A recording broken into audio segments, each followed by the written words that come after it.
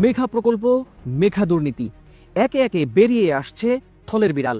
কিভাবে দেশের হাজার হাজার কোটি টাকা লোপাট করা হয়েছে তা জানলে চমকে উঠবেন।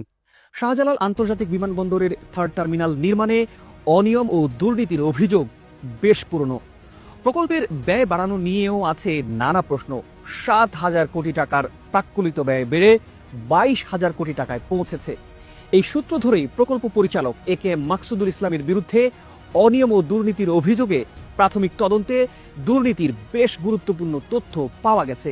মেয়াদ পূর্ণ না করেই এই প্রকল্প পরিচালকের চুক্তিভিত্তিক নিয়োগ বাতিল করে দিয়েছে অন্তর্বর্তী সরকার। প্রিয় দর্শক, আজকের প্রতিবেদনে থাকছে মেঘা দুর্নীতিতে সাবেক মন্ত্রী, সচিব সহ নেপথ্যের রাঘব বোয়ালদের ফেঁসে যাওয়ার খবর।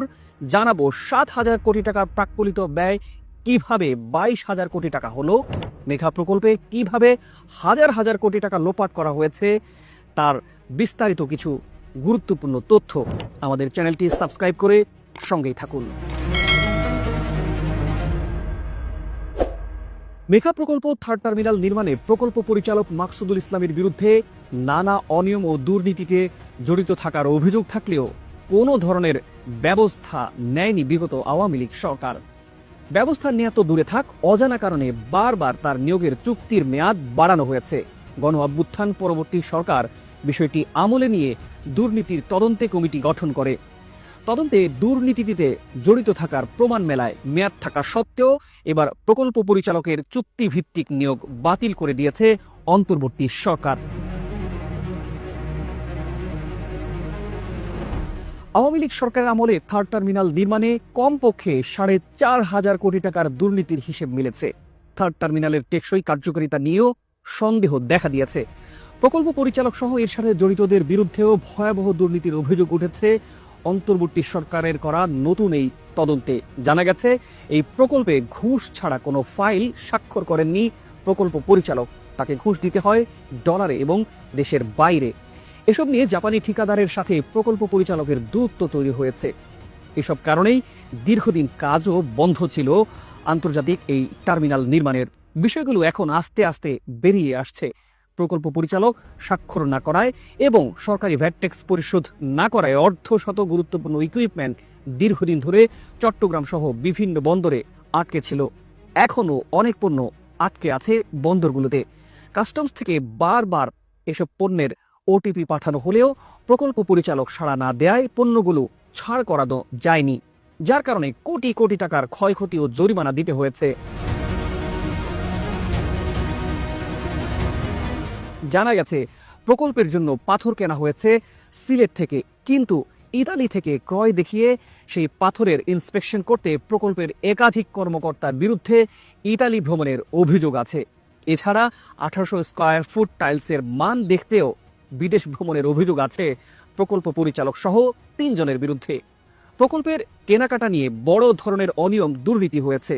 শুরুর দিকে দক্ষিণ কোরিয়া, চীন সহ বিভিন্ন দেশ থেকে অসংখ্য নিম্নমানের ইকুইপমেন্ট ও পণ্য কেনা হয়েছিল। বেসামরিক বিমান চলাচল কর্তৃপক্ষের নজরে আসার পর এসব পণ্যের মান যাচাই করা হয়। এতে বেশিরভাগ পণ্য ও ইকুইপমেন্ট নিম্নমানের প্রমাণ হওয়ায় সেগুলো সংশ্লিষ্ট দেশে ফেরত পাঠানোর নির্দেশ দেওয়া হয়। এই বিষয়ে খোদ তৎকালীন বিবেচক chairman air vice marshal Mofidur Rahman সেই সময় দৈনিক যুগান্তরকে বলেছিলেন, থার্ড টার্মিনালের প্রতিটি পণ্যের মান ও গ্রেড স্পষ্ট করে দেওয়া হয়েছিল, কিন্তু দক্ষিণ কোরিয়া থেকে সুইচ, বাল্ব সহ বেশ কিছু মানহীন বৈদ্যুতিক পণ্য আনা হয়েছিল। এগুলো যাচাই বাছাই করার পর দেখা গেছে সব নিম্নমানের। এই কারণে সব ফেরত পাঠানোর নির্দেশ দিয়েছিলেন তিনি। এছাড়া একটি গ্রুপ নানাভাবে চেষ্টা করেছে টার্মিনাল ভবনের lift, escalator, boarding bridge, substation, radar সহ কিছু গুরুত্বপূর্ণ আইটেম কোরিয়া সহ কয়েকটি দেশ থেকে নিয়ে আসার জন্য। থার্ড টার্মিনাল প্রকল্পে সবচেয়ে বড় দুর্নীতি হয়েছে নকশা পরিবর্তন করে। এতে প্রায় 711 কোটি থেকে 900 কোটি টাকা লোপাটের অভিযোগ উঠেছে। জানা গেছে প্রকল্পের 6.5% কাজ শেষ হওয়ার পর রহস্যজনকভাবে পরিবর্তন করা হয় থার্ড টার্মিনালের নকশা। শুধু লুটপাটি নয়, এই নকশা পরিবর্তনের মাধ্যমে পুরো প্রকল্পটি এখন বড় ধরনের ঝুঁকির মুখে পড়েছে বলেও বিশেষজ্ঞরা আশঙ্কা প্রকাশ করেছেন।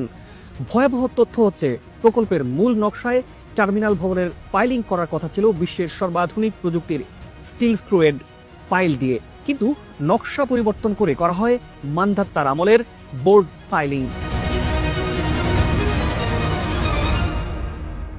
অনুসন্ধানে জানা গেছে প্রকল্পটি জাপানি কোম্পানির তত্ত্বাবধানে হলেও পুরো প্রকল্পের কেনাকাটা ও ইকুইপমেন্ট সংযোজনের অলিখিত নেতৃত্বে ছিলেন মন্ত্রী ও বিবেচক সংক্রান্ত সংসদীয় কমিটির চেয়ারম্যান ম ওবায়দুল মুক্তাদির চৌধুরী। তার ডান হাত হিসেবে সবকিছু সামলাতেন প্রকল্প পরিচালক প্রকৌশলী মাকসুদুর রহমান। পুরস্কার হিসেবে পরপর 3 দফা চুক্তি নবায়নও করেন এই কর্মকর্তা। অনেকের অভিযোগ, এত বড় একটি কাজে এমন অদক্ষ ও অযোগ্য পিডি বাংলাদেশের আর কোনো প্রকল্পে দেখা যায়নি। তারপরও 3 দফা চুক্তি নবায়ন করেছেন শুধু সিন্ডিকেটের দুর্নীতিকে প্রশ্রয় দিয়ে। মূলত অদক্ষ প্রকল্প পরিচালকের কারণে গত 2 বছরেও থার্ড টার্মিনালের অপারেশন শুরু করা সম্ভব হয়নি। যখনই তার চুক্তির মেয়াদ শেষ হয়ে যায় তখনই প্রকল্পের কাজ শেষ পর্যায়ে বলে মিথ্যা সংবাদ সম্মেলন করে নিজের চুক্তির মেয়াদ বাড়িয়ে নেন তিনি। দুদক সূত্রে জানা গেছে, মাকসুদুর রহমানের দেশে বিশেষ কোনো সম্পদ নেই। তিনি ঘুষ নেন ডলারে এবং দেশের বাইরে। বাংলাদেশ ফাইন্যান্সিয়াল ইন্টেলিজেন্স ইউনিটের মাধ্যমে তদন্ত করা হলে বিবেচকের এই গডফাদারের বিরুদ্ধে ভয়াবহ অর্থ পাচারের তথ্য পাওয়ার সম্ভাবনা আছে। এছাড়া এই সিন্ডিকেটে ছিলেন সাবেক 2 মন্ত্রী এবং সংরক্ষিত মহিলা আসনের এক এমপি। একইভাবে তৎকালীন প্রধান প্রকৌশলী, তৎকালীন বিবেচক চেয়ারম্যান ও বেসামরিক বিমান চলাচল ও পর্যটন মন্ত্রণালয়ের সচিব একাধিকবার চুক্তি নবায়ন করেছেন। প্রকল্প কাজ শেষ না করে পতিত সরকারের প্রধানমন্ত্রী শেখ হাসিনাকে দিয়ে তড়িঘড়ি করে প্রকল্পটির সফট উদ্বোধন করানো হয় লোক দেখানোর জন্য। থার্ড টার্মিনালের প্রকল্প সংশ্লিষ্টরা জানিয়েছেন, নকশায় পরিবর্তন আনায় প্রকল্প ব্যয় সাশ্রয় হয় 900 কোটি টাকার বেশি। এই টাকা দিয়ে একটি অত্যাধুনিক ভিভিআইপি টার্মিনাল ও প্রকল্পকে ইউ আকৃতির রূপ দেওয়ার জন্য 2টি পিয়ার যুক্ত করার কথা ছিল, কিন্তু এখন বলা হচ্ছে ফান্ডে কোনো টাকা নেই। প্রকল্পকে ইউ আকৃতির জন্য অতিরিক্ত 3000 কোটি টাকা লাগবে।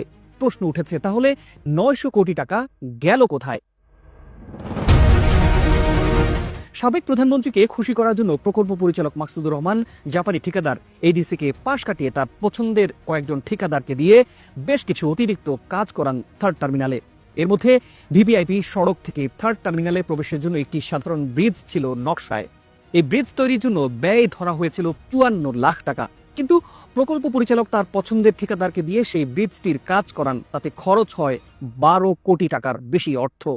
থার্ড টার্মিনালের কাজ শেষ হওয়ার আগেই 2023 সালের 7 অক্টোবর তড়িঘড়ি করে উদ্বোধন করেন সাবেক প্রধানমন্ত্রী শেখ হাসিনা। সে সময় বলা হয়েছিল 90% কাজ শেষ হয়েছে। 2024 সালের অক্টোবরে 3য় টার্মিনাল থেকে ফ্লাইট পরিচালনা করা যাবে, কিন্তু বাস্তব চিত্র পুরোটাই ভিন্ন। এখন বলা হচ্ছে 2025 সালের ডিসেম্বরের আগে টার্মিনালটি চালু করা সম্ভব নয়। এখনও টার্মিনাল পরিচালনার জন্য মাস্টার প্ল্যান তৈরি করা হয়নি।